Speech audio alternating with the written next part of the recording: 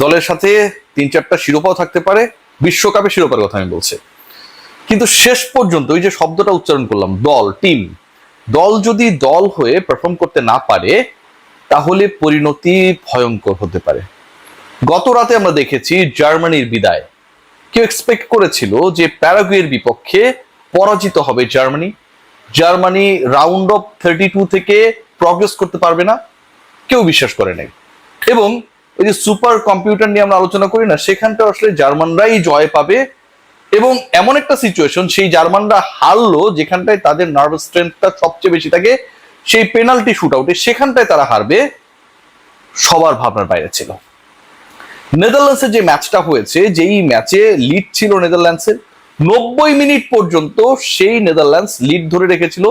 91তম মিনিটে যেই 5-6 minute injury time add হয়, সেখানটায় গিয়ে মরক্কো সমতাসূচক গোলটি করে।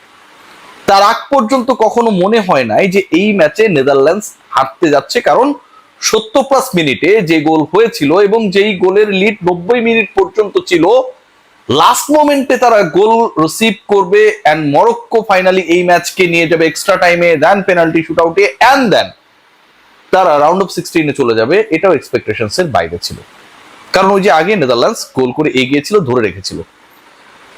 টিম হিসেবে যদি কেউ খেলতে না পারে, সেই নামটা যত বড় হোক না কেন, সেই দলটা যত কনভিন্সিং লিড পাক না কেন, নাম হিসেবে জার্মানি, লিড পেয়ে 90 মিনিট পর্যন্ত চালিয়ে যাওয়া নেদারল্যান্ডস শেষ পর্যন্ত টিকে থাকতে পারে নাই।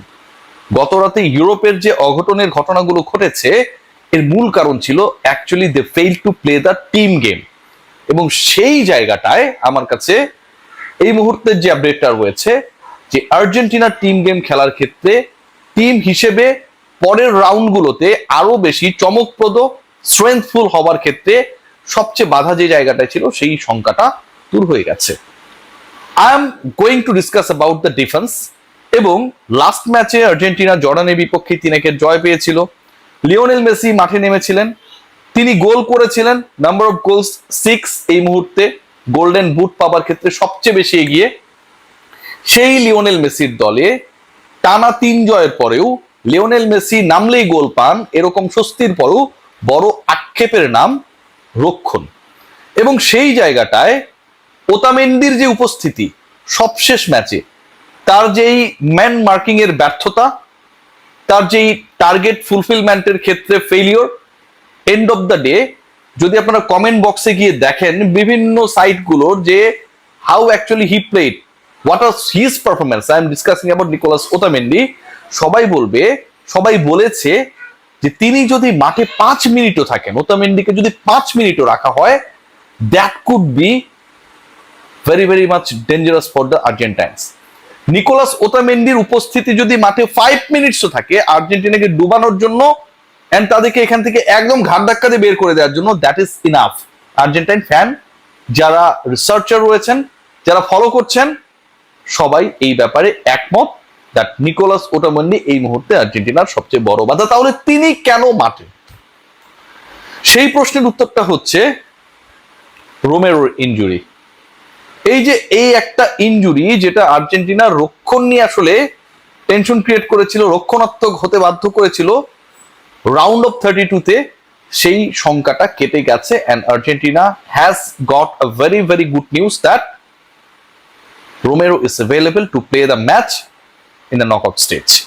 সো ওই যে টিম হিসেবে যে আলোচনাটা আমি শুরুতে করলাম, যে Morocco they played as a team, এবং সেই টিম গেমটাই আলটিমেটলি তাদেরকে শেষ পর্যন্ত রাউন্ড অফ 16-এ নিয়ে গেছে। Brazil they fail to play the game as a team and that failure actually moves them out from the World cup.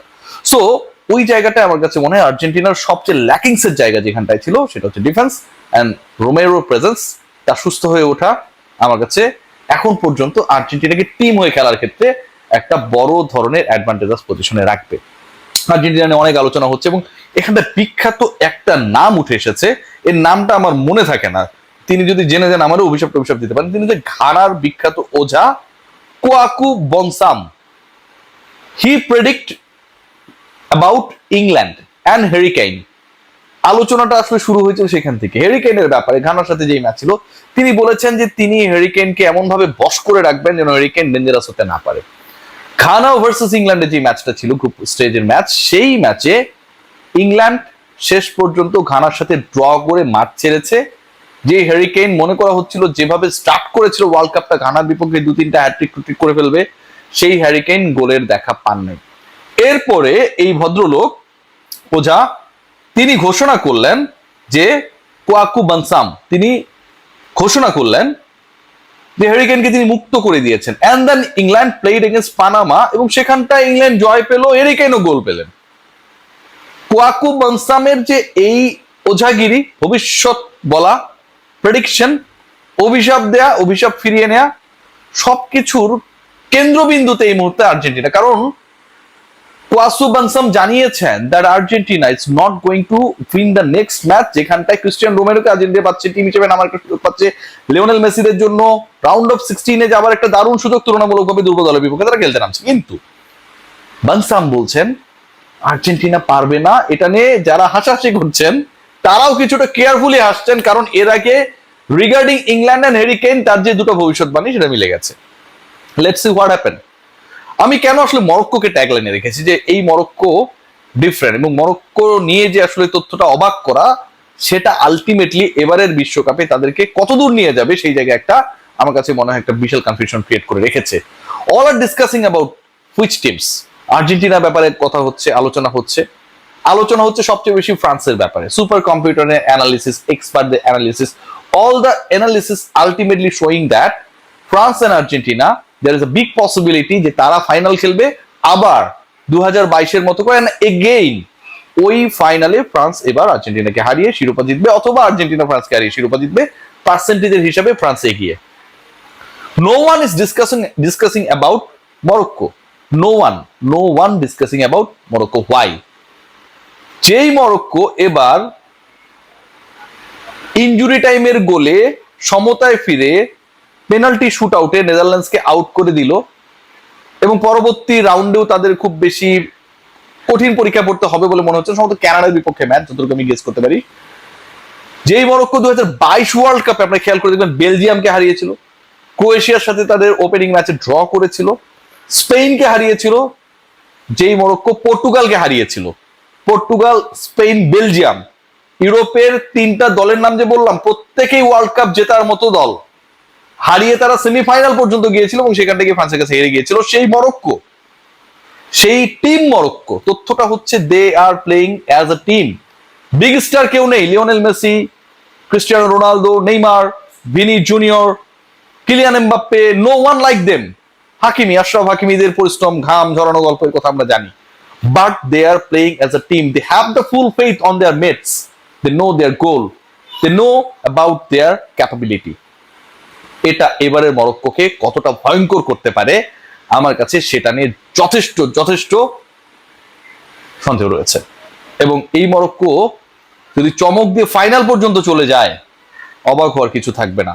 Cause they are playing as a team, a big stage, you need to play as a team to have a very very good result.